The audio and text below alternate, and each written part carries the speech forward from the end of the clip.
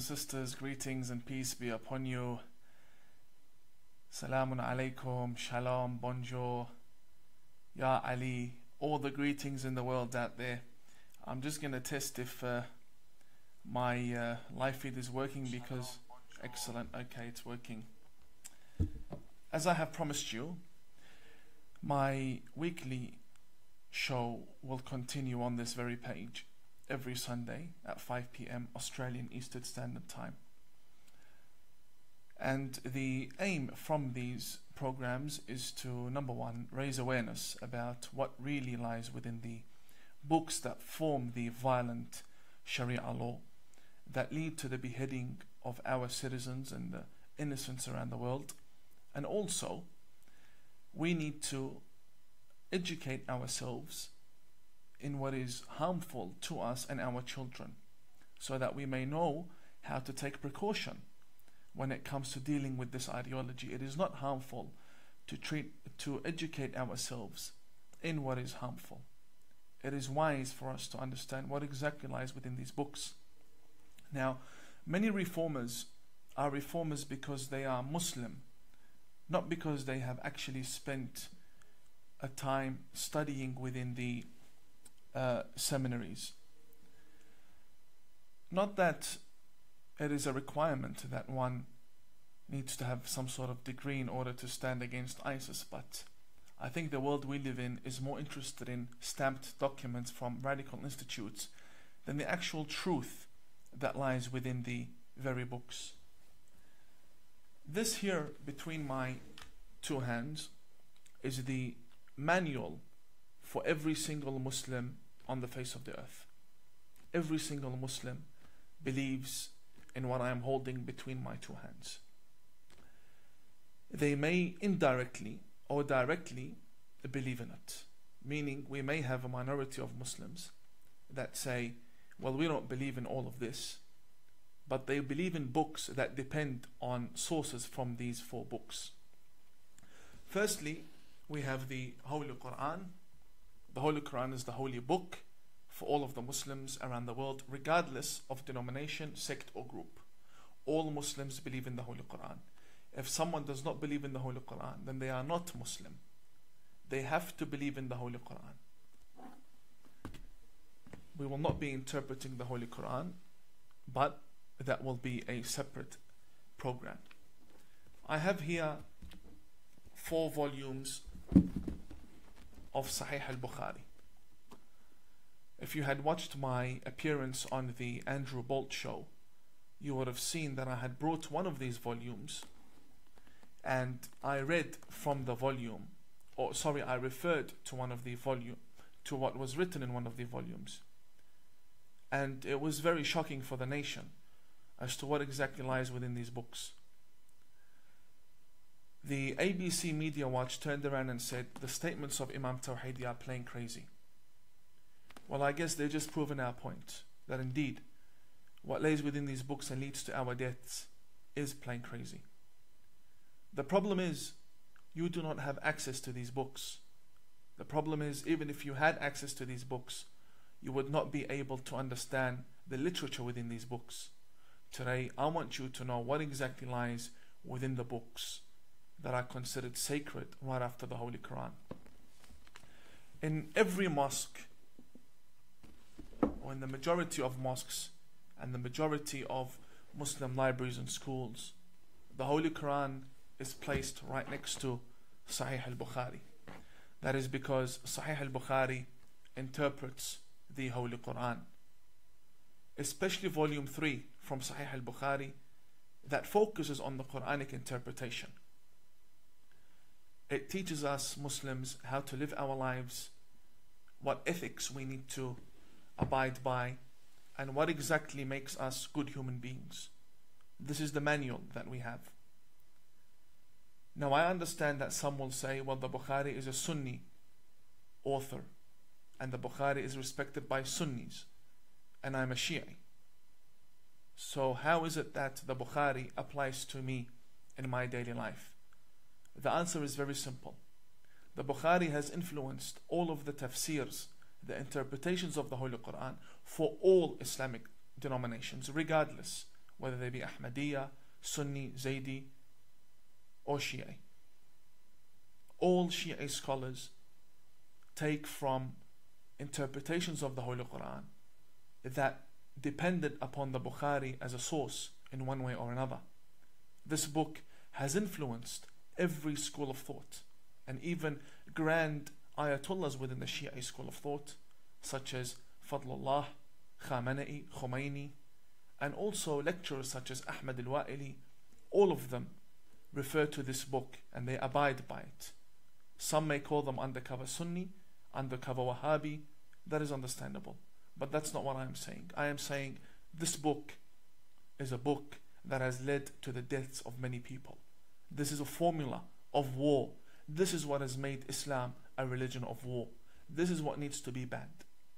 Now obviously, with 4 volumes between my hands, I'm not going to be able to analyze each and every volume within this episode.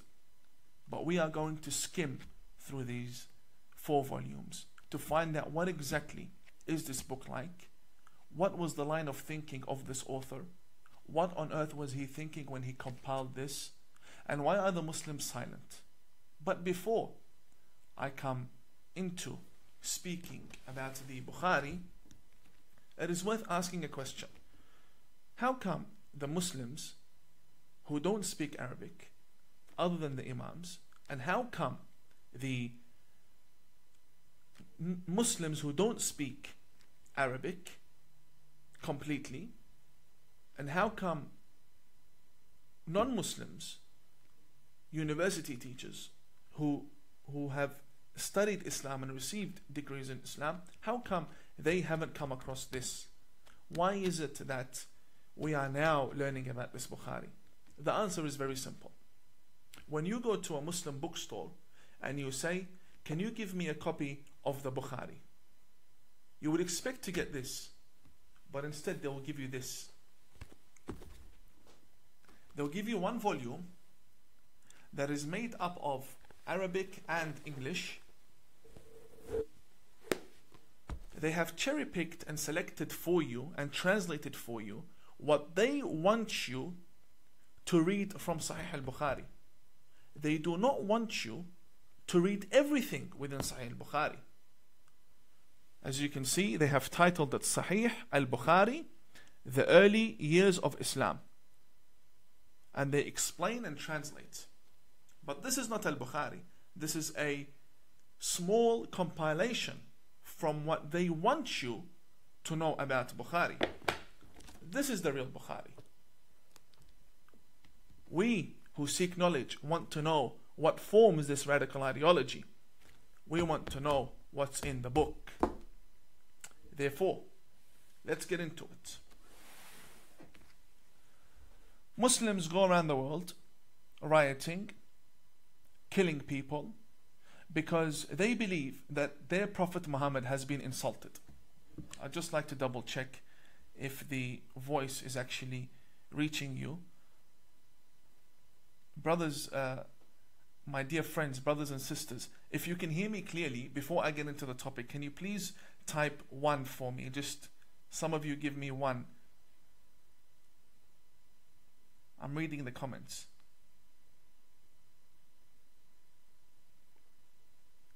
Just a 1, thank you very much. If you can hear me, can you please confirm?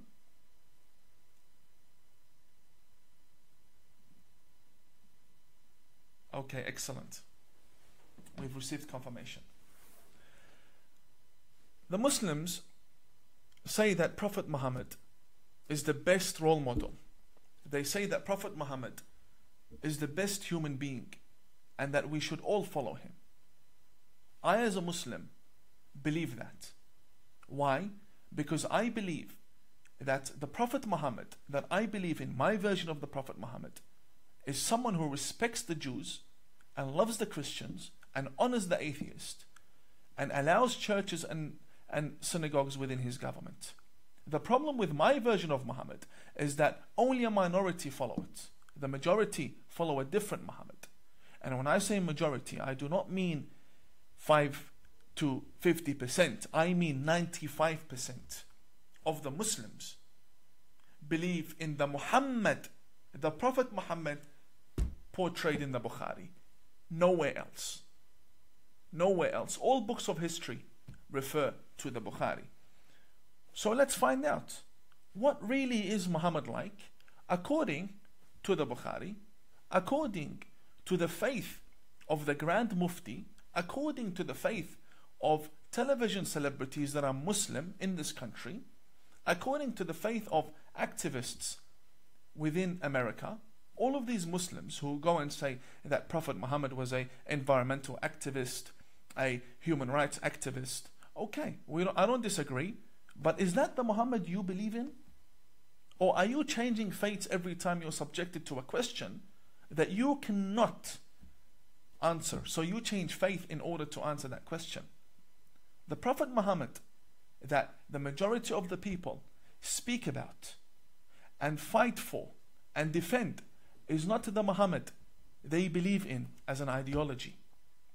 There's a big difference between the Prophet Muhammad in the actual sacred scriptures and the Prophet Muhammad that is portrayed as a prophet to the West by 95% of the Muslims. The Muhammad that is being portrayed in the West is a Muhammad I reject. I do not believe in that prophet. I believe in a version that the minority believe in. And this is what reformers want. Reformers say, get rid of these role models that you have formed and you believe in. Get rid of them and start rethinking what a prophet should be like, because that will influence your ethics and your culture as Muslims. But they do not want that. They want to stick to the Muhammad that they have been brought up listening to. But the sad news is, it's all a fake. The Muhammad Linda Sarsour mentions is not the Muhammad she believes in. Today, I'd like to show you what exactly is written within these books regarding Prophet Muhammad, regarding their noble prophet. What exactly do these books say? I'll start with volume 1. And I know the techniques of the radicals. These books are a big surprise to them. That now Tawhidi, Imam Tawhidi is now on live showing the West what these books contain. And the Imams, as I speak, do not underestimate this. As I speak, the Imams are contacting each other right now, without a doubt. And they will hold an emergency meeting as to what to do with Imam Tawhidi, because I know how my community will react. So before they start saying this is a fake cover and the inside is not the real Bukhari, I'll have to show you up close that this is the Bukhari. This is Sahih al-Bukhari, and this here is volume 1. And I will show you the license of the publication. Just for the record, you can pause the video later on. This was printed in Beirut, Lebanon, and it was printed by the publisher Dar al-Kutub al-Almiya. It was printed in 2014, and it is titled Sahih al-Bukhari, The Correct and Authentic Traditions of al-Bukhari, and it contains prophetic hadith. This is volume 1. This is exactly what I was taught. Let me show you why I had to rebel against the school of thought that once upon a time wanted me to be a missionary to the West. So you can understand why these statements are being issued against me, saying I'm a fake. I'm a fake because I left this. We don't need to go too deep into the book. First volume. And let's look at the first 100 pages within the book. Page 45 of this very book, volume 1, and segment 5, it is called Bab al-Takhfifi fi al-Wudu'. It speaks about the purification and purity of oneself before engaging in any form of prayer. Muslims wash themselves 5 times a day, meaning they wash the face, they wash the hands first, then the face, Then they come to the two arms and wipe on the head, and then they wipe on the feet. This is called the ablution. It's called the wudu. The wudu. It's also pronounced wuzu or wudu. It is a must. There is no prayer accepted in Islam without that purification beforehand. They mention the Prophet Muhammad. They themselves, 95% of the Muslims believe in this. They say that the Messenger of God, Muhammad, came to a house, and I will recite in Arabic. ثم اضطجع فنام حتى نفخ. He laid down, slept, and began to snore. ثم أتاه المنادي. Then the caller for prayer, the person who wakes him up for prayer, came to the Prophet Muhammad, and he said to him, it is time to pray. فقام معه إلى الصلاة. Therefore the Prophet Muhammad woke up and went with the person who woke him up to go and pray together. فصلى ولم يتوضأ. And Prophet Muhammad prayed without washing himself, without purifying himself. This shows you that the Prophet, who taught these 95% of the Muslims to wash themselves before praying, he himself does not wash himself. He himself is a hypocrite, and he himself has no prayer that is accepted. This is what they believe in. This is the hypocrisy within the Bukhari. Now we Shia, we don't even believe the Prophet needs wudu to begin with. The Prophet and Imam Ali, they don't need wudu. They are pure. Jesus, Moses, all messengers of God are pure. Yes, Umar ibn al-Khattab needs wudu. Umar ibn al-Khattab, who spread Islam by the sword, he needs wudu. He needs purification. As for a prophet, it doesn't make sense. So number one we have here, let's make a list of this, and I advise you to make a list along with me. So we have a prophet who is not pure when praying. If we move to page number 47, segment 14, it says here what is much worse than what we had just listened to. It states that a man by the name of Abdullah bin Umar, he says, فَرَأَيْتُ رَسُولَ اللَّهِ يَقْضِي حَاجَتَهِ مُسْتَدْبِرَ الْقِبْلَةِ مُسْتَقْبِلَ الشَّامِ, which means I saw the messenger of God, I saw the apostle of God in public performing his number one and number two in the middle of the street while facing Sham. Sham basically means Palestine. In another tradition, it says that he was seen مستقبل بيت المقدس. He was seen facing towards Masjid al-Aqsa. Now we have the Palestinians, they're fighting for Masjid al-Aqsa. They're fighting for the Aqsa Mosque in Israel. And here the same Muslims tell us that their Prophet used to do number one and number two facing towards that direction, deliberately. This is the Prophet you believe in. And this is the Bakri version of the Prophet. This is the Umari version. And a prophet from God in the middle of the street doing number one, number two for everyone to see him. And it gets reported in history after 1,400 years. And you're proud to be following such a prophet? If we come down to page 62, we're still within the first 100 pages. We're still within the first 100 pages. Page number 62.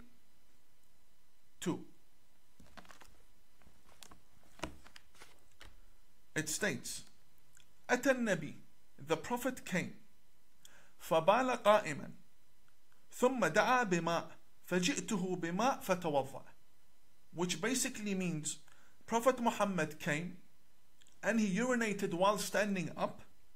He wanted water, we got him water, then he performed ablution. He performed the wudu in order to pray. The problem is, in Australian media, the radical preachers in Sydney tell me and you that if you stand when you urinate, you are doing an act that is like the act of animals. That's what they say. They say only animals stand and urinate. And here the very Prophet stands and urinates. I will show you. I'm not here making things up here. All highlighted in yellow for you. I'll bring it up to the camera.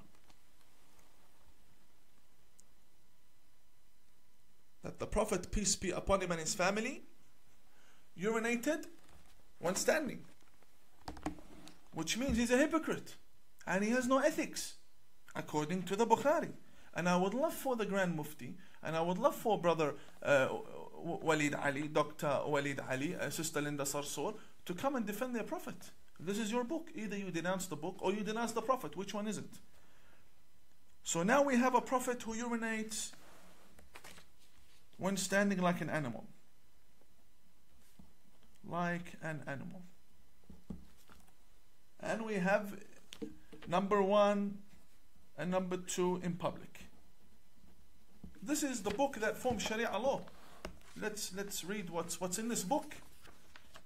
Come to page 72 of volume 1 of Sahih al-Bukhari. This one here is worse. Yani, as you go deeper into the book, the worse it gets for you.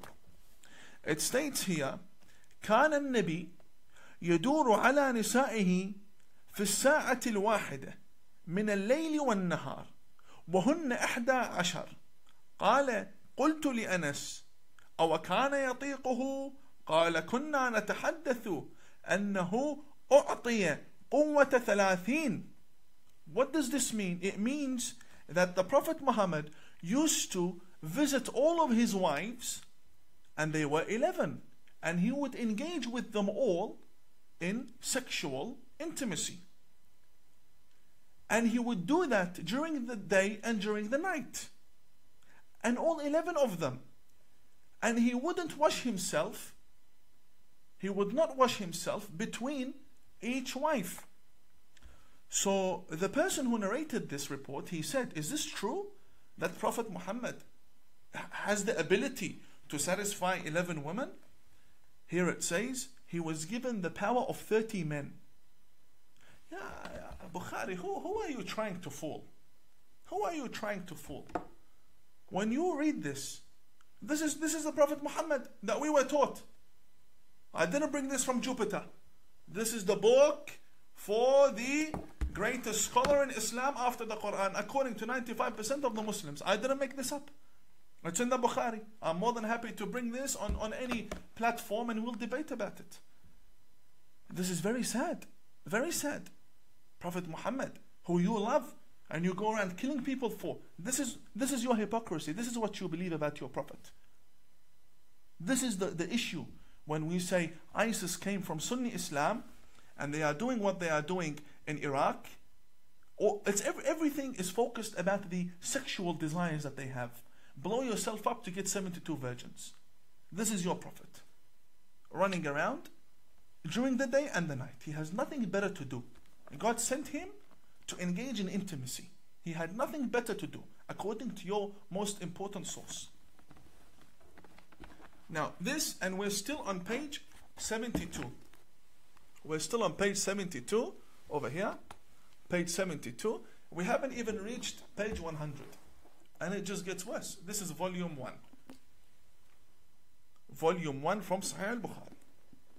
As we are going through these books, you will see that the level of intellect and integrity and dignity and respect that the author has when speaking to his people regarding his own Prophet is very low. Very low level of respect when speaking about the Prophet. Nobody, none of us would want 1,400 years down the track to have a most important book circulated everywhere, considered sacred, that contains matters of your private lifestyle, matters of how you would deal with your wife. These are shameful things, and these are present in every mosque. And this is why our youth focus on the 72 virgins. Because if their prophet is running around after women 24/7, in the day and in the night, في الليل والنهار, it's written in the book, during the day and during the night, then we cannot blame the radicals for wanting 72 virgins. Now we come to page 221. 221. The chapter of jihad begins. And this is the problem that we have when it comes to jihad. This here is volume 2 from Sahih al-Bukhari, the most sacred book after the Holy Quran. And this here is the chapter of jihad, so nobody says we're making things up. Chapter of jihad. We will open the chapter of jihad that is present in all of our mosques. Thank you very much. Thank you very much for importing these books from overseas. Segment number 7 in chapter 6 of volume 2, page number 223, as I have highlighted for you. I don't know how clear that is. I can provide you with scans if you like. The name of the chapter says it all. The name is called Bab Tamanni al-Shahada, the chapter of loving martyrdom.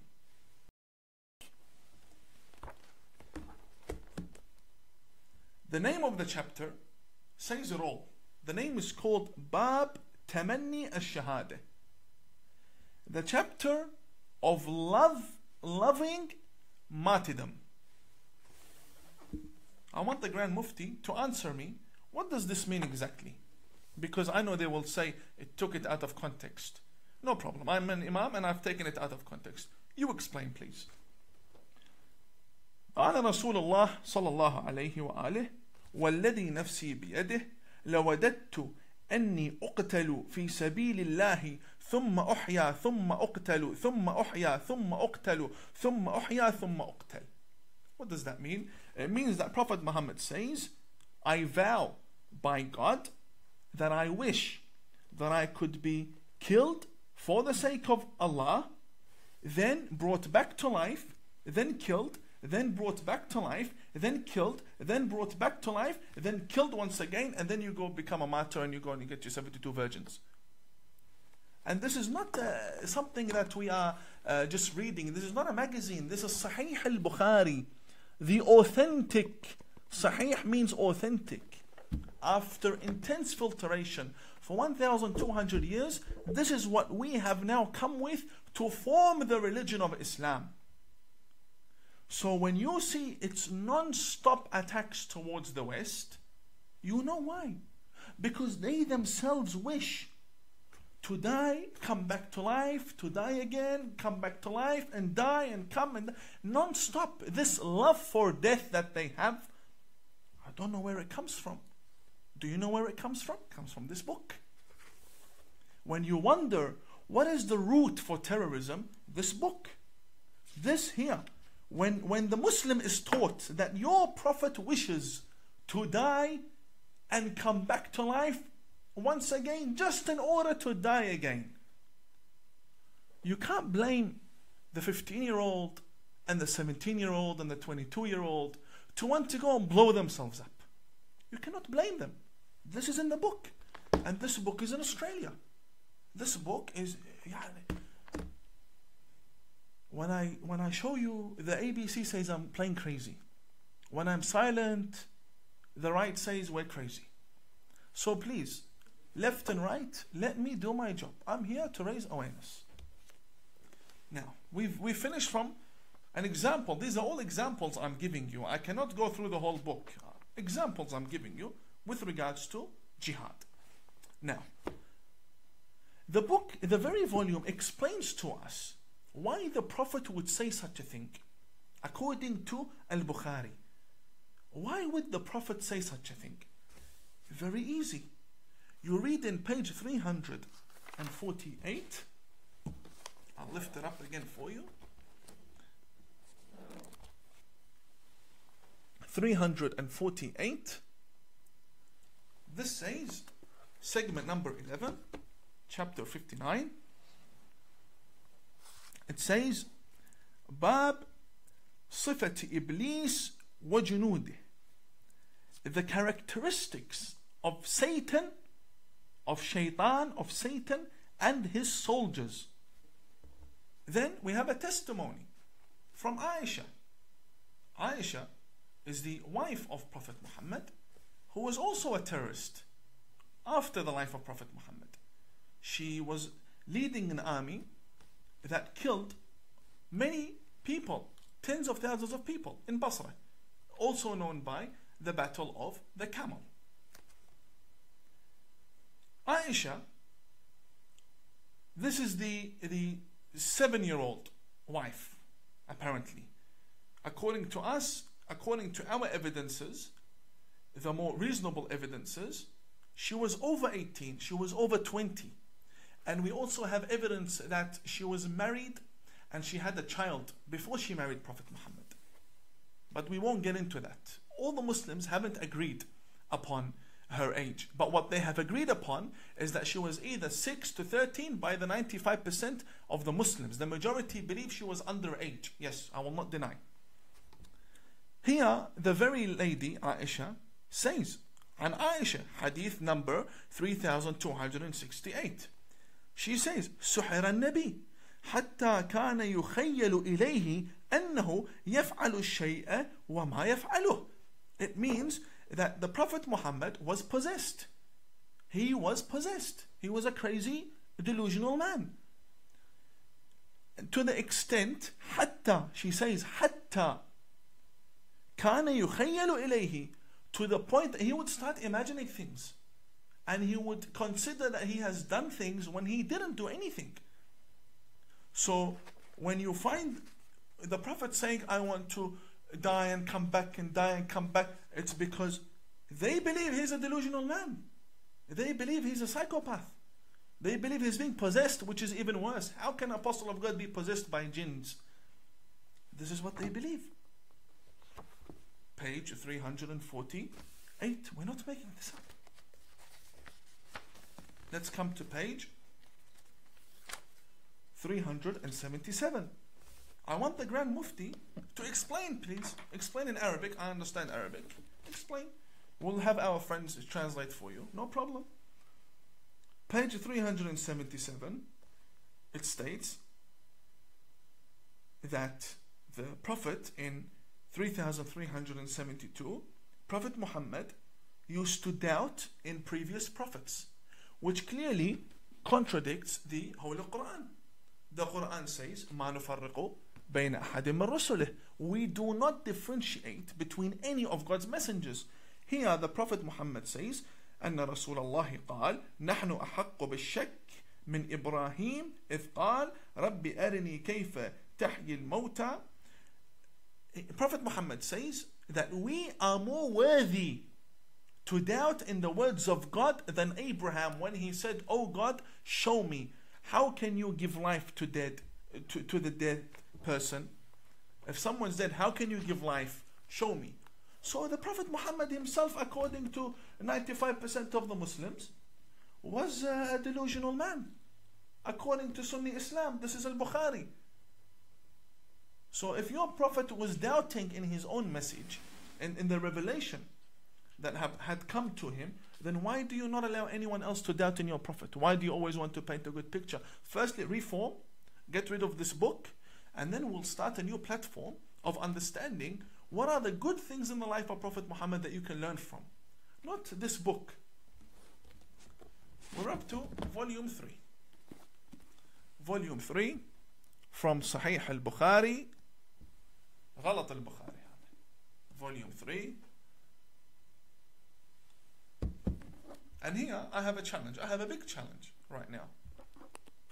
I'll just double check since I turned my live off. Okay, we're still going. To be honest, I stopped taking notes down about everything. I might as well do it now. So now we have a possessed, sexually hungry prophet, from what I can remember. Because we need to find the result at the end of the day. This is volume 3. Let me take you to page 462. This one here. Any Muslim from the majority faiths. A big challenge to all of my brothers out there. The Grand Mufti, the Australian National Imams Council, all of my brothers. Sister Linda Sarsour, all of my sisters as well. Sister Linda Sarsour, Yasmin Abdul Majid, Brother Walid Ali, all of the brothers who consider themselves Muslim. This is your book. And this is not any book. This is the #1 book after the Quran. Page 462 states,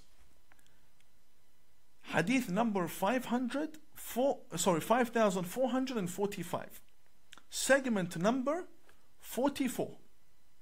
The door or the chapter of the dates. Dates. قال رسول الله, it says, the Prophet Muhammad says, من تصبح كل يوم 7 تمرات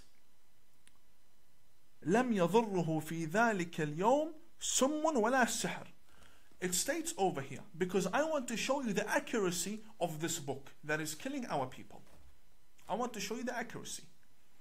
It says over here, whoever wakes up and eats dates, whether they be 7 or different reports, whoever eats dates will be immune to poisoning during that day. Whoever eats dates will not be affected by any poison. It says over here, sum, which means any poison. Okay. I have a challenge. I have here dates. And I have here kerosene. I have here kerosene. And I have a cup of water. I have an empty cup, a glass. So you can see perfectly. And I have 2 dates over here. My challenge to the Australian National Imams Council. If this book is accurate, that means the Prophet portrayed in the previous volumes we just shown is an accurate portrayal. And you cannot blame anyone for thinking wrong about your Prophet. If it is not true, then denounce. Say this is not a good book. Do not consider it sacred. Because people are dying because of the chapter of jihad. If it is true, then come. Here, I have 2 dates for you. I have 2 dates and it's iftar time. Now you're breaking your fast. 2 dates and I will pour you a cup of kerosene from Bunnings Warehouse. Come drink. Yalla Habibi, come. Come drink, and I want to see how you will not end up in the hospital. If you end up in the hospital, then you have done that to yourself for the sake of your own faith.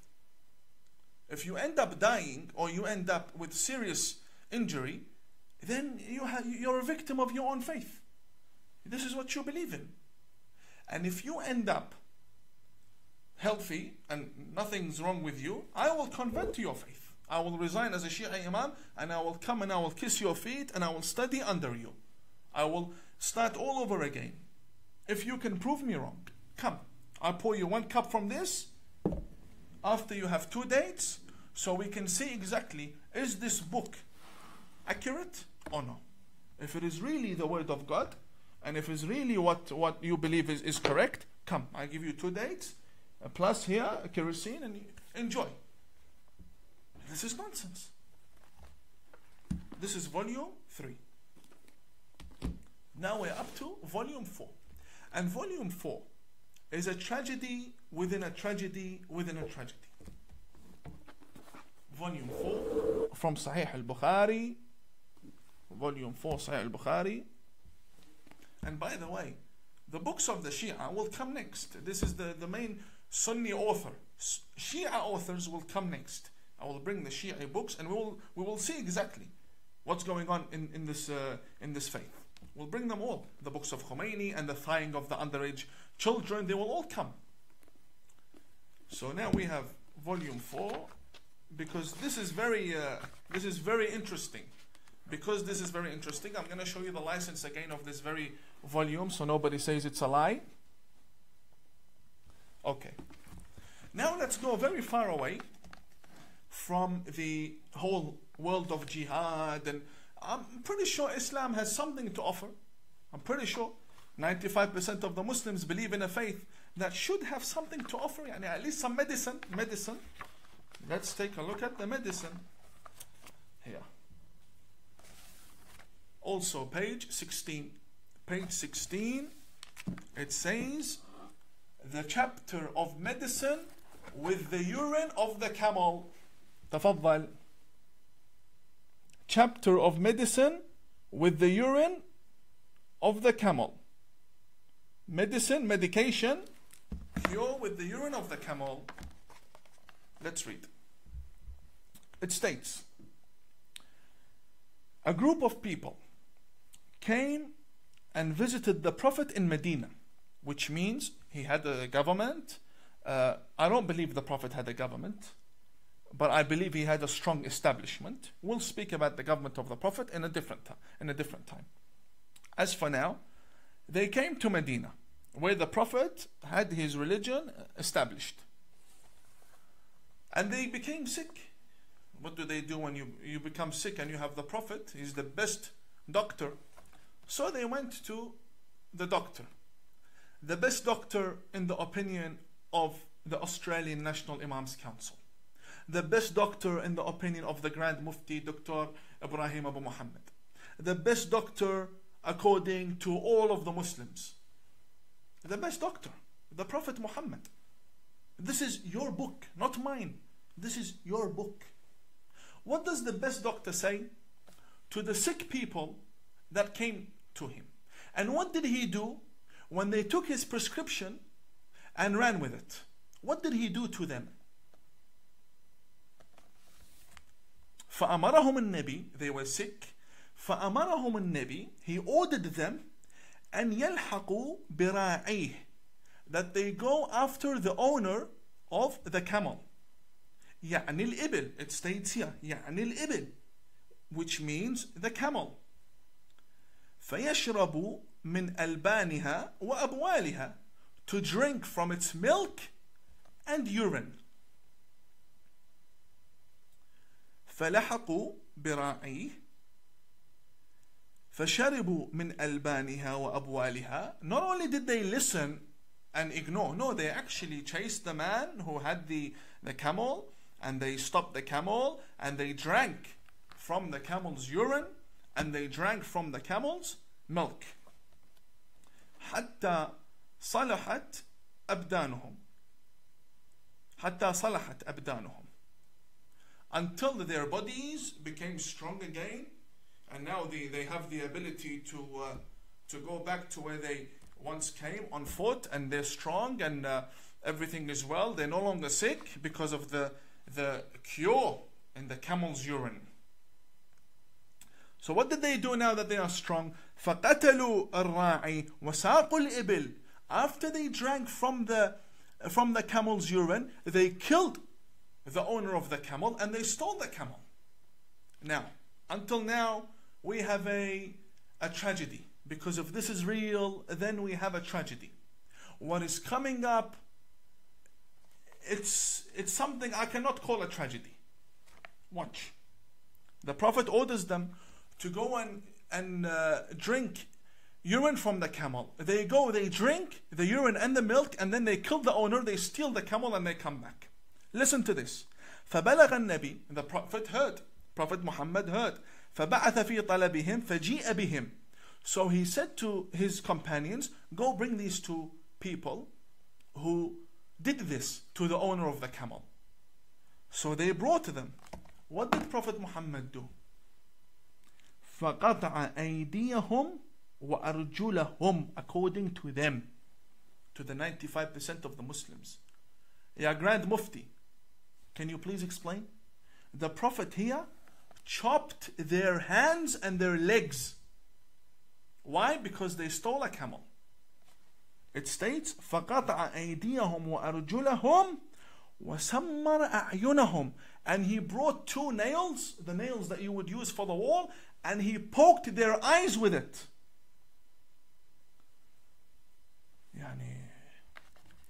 This is a terrorist.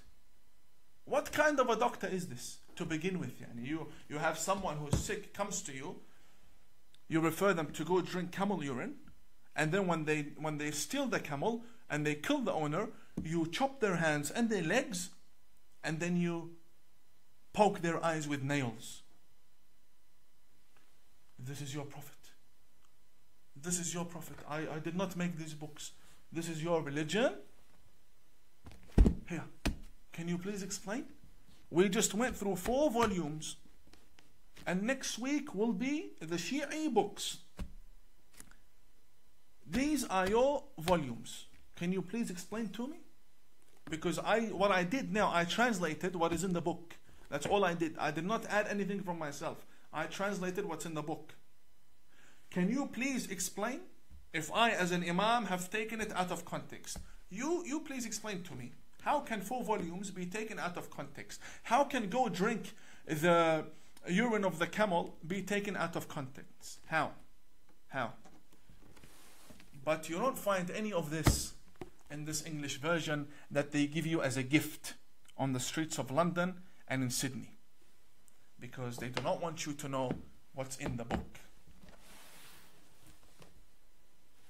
Therefore, this is the very book that teaches us jihad, and this is the very book that teaches the Muslims how to love their prophet. We saw their prophet, and we saw the jihad, and we saw exactly what Bukhari teaches. Dear Grand Mufti, dear Mufti of Egypt, dear Mufti of Lebanon, Mufti of Syria, any Mufti, come defend your prophet. Can you please respond to me about exactly what's written in these books, and why is it not written in the English version for the people to read? This is not sectarianism. I'm not here to make divisions within the community. I myself, I am an outcast from the community, but I am calling for reformation. We clearly have a problem in the books that we consider to be sacred scriptures. If this is the book you use to interpret the Quran, then you cannot blame people to hate your Quran. You cannot blame people to hate your Quran. If this is the intellect that we are displaying our religion with to the world, then may God be with the world and may God be with the religion, because this is clearly something wrong. I stand against this book and against the author of this book, and I do not consider it to be sacred at all. And next week I will show you the books of other denominations that need reformation. My purpose here is to show you exactly what needs to be left within Islam. We cannot be reformers if we go to the mosque and we pray behind imams that quote from this book and revere this book and respect this book. The chapter of jihad was more than enough. All we had to read was 1 line. The chapter of jihad makes over 100 pages. I only read for you 1 line. To me, these are all attributions to my prophet. I do not believe in them at all. I am a kafir in this book. I do not believe in it at all. I believe in the prophet that loved Moses and loves Jesus. And we have a study, but the problem is only a minority believe in that study. And now we have reached the end of the first show. I honestly pray that you had somewhat benefited from tonight's episode, where we raise awareness regarding these books. May God bless you all. Thank you very much for your time, and I will see you in my next live stream. God bless you all, and have a good night.